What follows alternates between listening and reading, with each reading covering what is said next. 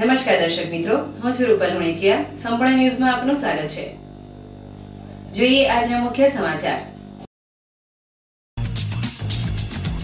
બનાસકાંઠામાં શિક્ષકોની લાપરવાહીથી પ્રાથમિક શિક્ષણ કથળ્યું. છેવાડાના ગામોમાં શિક્ષકોની ફરજ ભૂલીથી બાળકો રહે છે શિક્ષણથી વંચિત.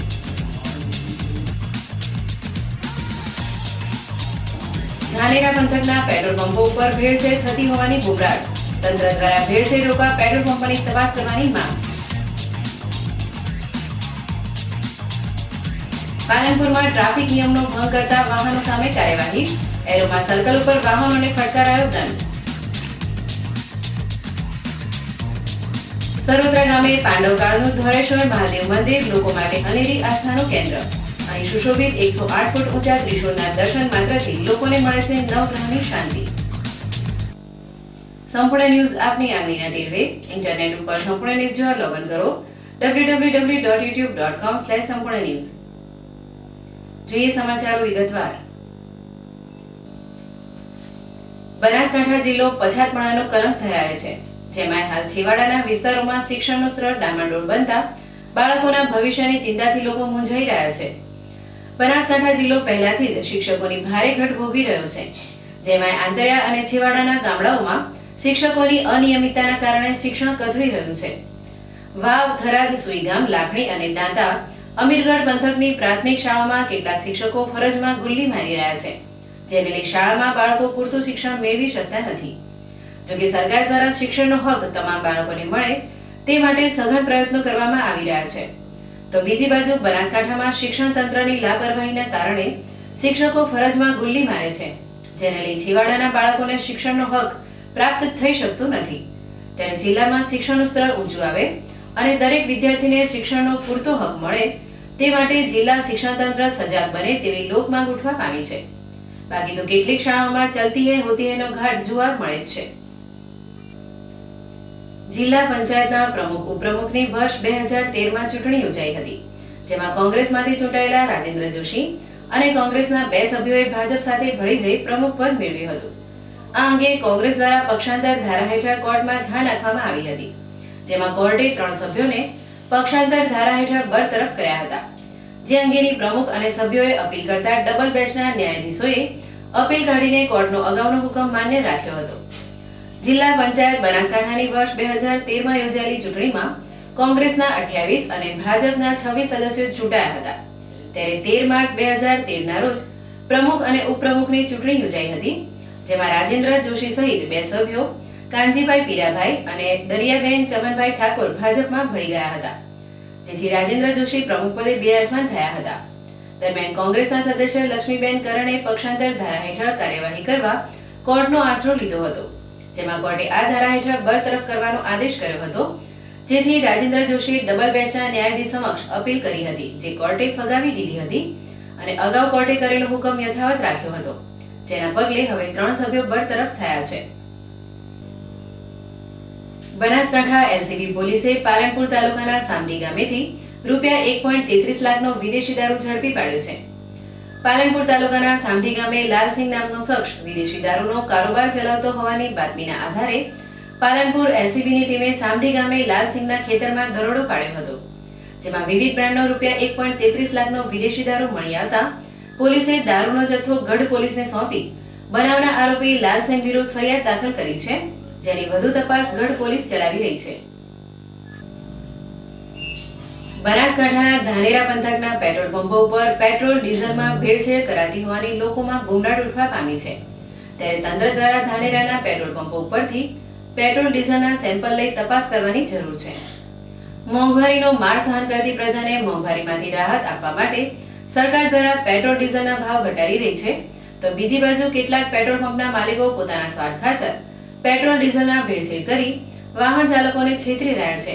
ત્યારે આવા પેટ્રોલ પંપો સામે કડક કાર્યવાહી કરવાની માંગ ઉઠવા પામી છે, જેમાં ધાનેરા પંથકના કેટલાક પેટ્રોલ પંપો ઉપર સુવિધાઓનો અભાવ જોવા મળે છે, જેમાં ઇમરજન્સીના સમયે લોકોને પેટ્રોલ ડીઝલ મળતું નથી, તેમજ નાણાંના બદલામાં પૂરતું પેટ્રોલ ડીઝલ પણ આપવામાં આવતું ન હોવાની લોકોમાં બુમરાળ ઉઠવા પામી છે.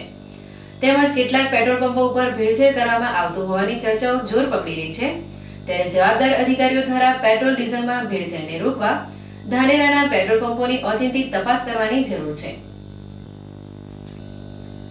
પાલનપુરમાં એરોમા સર્કલ ઉપર દિવસ દરમિયાન વાહનોનો જમેલો રહેવાથી અહીંયા ટ્રાફિકની સમસ્યા સર્જાય છે, જેમાં અમદાવાદ હાઈવે ઉપર તો શટલિયા વાહનો રીતસર કબજો જમાવી દેતા અકસ્માતો સર્જાય છે।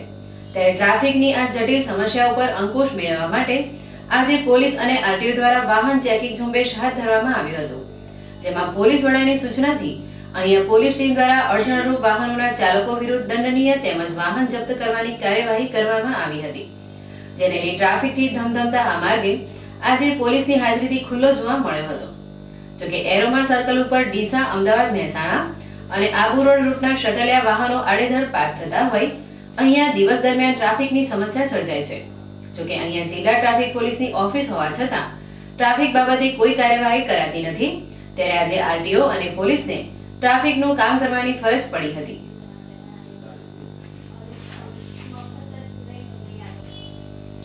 ગુજરાતમાં કહેર મચાવનાર સ્વાઇન ફ્લુએ સરહદી બનાસકાંઠા જિલ્લામાં પણ પોતાનો પ્રભાવ બતાવવાનું શરૂ કરતા આરોગ્ય તંત્ર પણ દોડતું થઈ ગયું છે।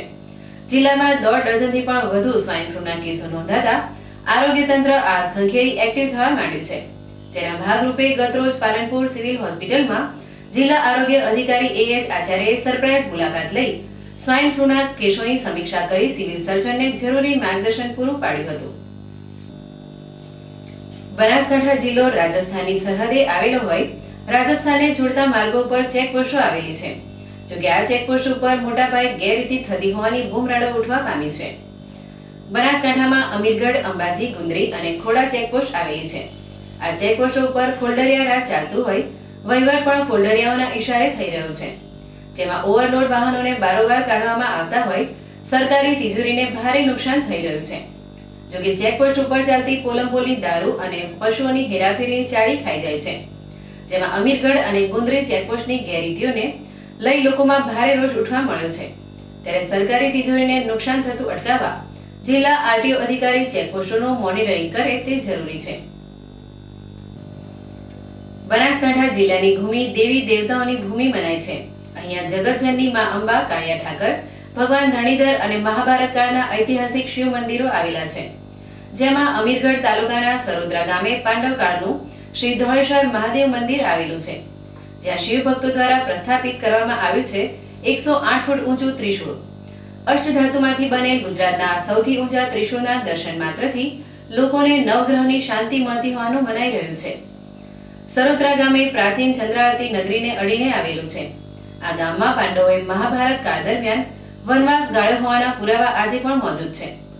પાંડવ પુત્ર અર્જુન, ધર્મરાજ, ભીમ, સહદેવ અને નકુલ ભગવાન શંકરના પરમ ભક્ત હોય તેઓ દરરોજ દિવસની શરૂઆત શિવ પૂજાથી કરતા હતા। જોકે સરોદરા ગામે વનવાસ દરમિયાન પાંડવોએ શિવ પૂજાનો નિત્યક્રમ જાળવી રાખવા અહીંના જંગલ વિસ્તારમાં ધોળેશ્વર મહાદેવની સ્થાપના કરી હતી। પાંડવ કાળના અતિ પ્રાચીન ધોળેશ્વર મહાદેવ પ્રત્યે આ વિસ્તારની પ્રજા અતૂટ વિશ્વાસ ધરાવે છે, જેમાં તાજેતરમાં ગામમાં શિવ ભક્તો દ્વારા ગુજરાતમાં સૌથી ઊંચું 108 ફૂટનું ત્રિશૂળ પ્રસ્થાપિત કરવામાં આવ્યું છે। આ ઊંચા ત્રિશૂળમાં અષ્ટધાતુઓનો ઉપયોગ કરવામાં આવ્યો છે અને આ ત્રિશૂળના દર્શન કરવાથી લોકોને નવગ્રહની શાંતિ મળતી હોવાનું મંદિરના મહંત શ્રી પ્રહલાદ ગિરી બાબુ જણાવી રહ્યા છે। भीम, अर्जुन, दुर्योधन इन्होंने सबने मिलके इसकी स्थापना की थी। यह मंदिर महाभारत काल के टाइम का है एवं इसके दर्शन मात्र से ही अपने सारे पाप नष्ट हो जाते हैं। तो यहाँ की कई ऐतिहासिक चीजें है, जैसे कि एक बहुत ही प्राचीन यहाँ पर पेड़ है जंडी का, तो वो भी महाभारत काल के टाइम का है। जो उस जंडी के पेड़ के दर्शन करता है उससे भी काफी मतलब श्रद्धालुओं को शांति मिलती है। और अभी कुछ टाइम पहले 27 तारीख को इस स्थान पर श्री धौलेश्वर धाम में 108 फीट ऊंचा त्रिशूल की स्थापना की है, जो कि इसके दर्शन मात्र से ही नवग्रह शांति का फल मिलता है। ધોળેશ્વર મહાદેવ કી જે અહીંયા પહેલું મારી મનના હતી કે ત્રિશુળ ઊભું થવાનું હતું એ આજે થઈ ગયું છે અને ભવિષ્યમાં એક મૂર્તિ બી 108 ફૂટની બનવાની છે એ બી એનું કામ ચાલુ થઈ ગયું છે અને બની પણ જશે.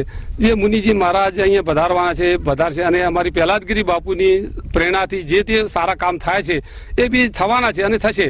અને આ એક ધોળેશ્વર મહાદેવ જે પાંડવાના વખતનું મંદિર છે, જે કોઈને ભાવિકોને જે દર્શન કરવા હોય તો આ આપી શકશો.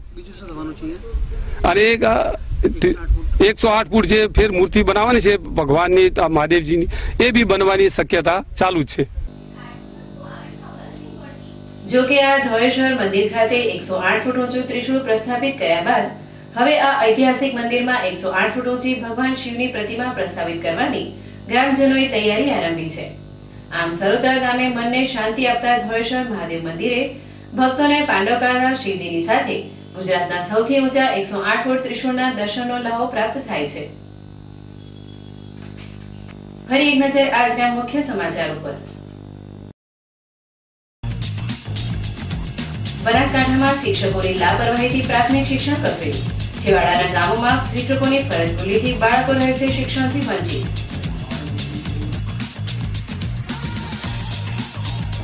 ધાનેરા પંથકના પેટ્રોલ પંપો ઉપર ભેળસેળ થતી હોવાની બુમરાટ. તંત્ર દ્વારા ભેળસેળ રોકવા પેટ્રોલ પંપની તપાસ કરવાની માંગ. પાલનપુરમાં ટ્રાફિક નિયમનો ભંગ કરતા વાહનો સામે કાર્યવાહી. એરોમા સર્કલ ઉપર વાહનોને ફટકારાયો દંડ. સરોત્રા ગામે પાંડવકાળનું ધોળેશ્વર મહાદેવ મંદિર લોકો માટે અનેરી આસ્થાનું કેન્દ્ર. અહીં સુશોભિત 108 ફૂટ ઊંચા ત્રિશૂળના દર્શન માત્રથી લોકોને મળે છે નવગ્રહની શાંતિ. આ હતા અત્યાર સુધીના સમાચાર. વધુ સમાચાર સાથે ફરી મળીશું. નમસ્કાર.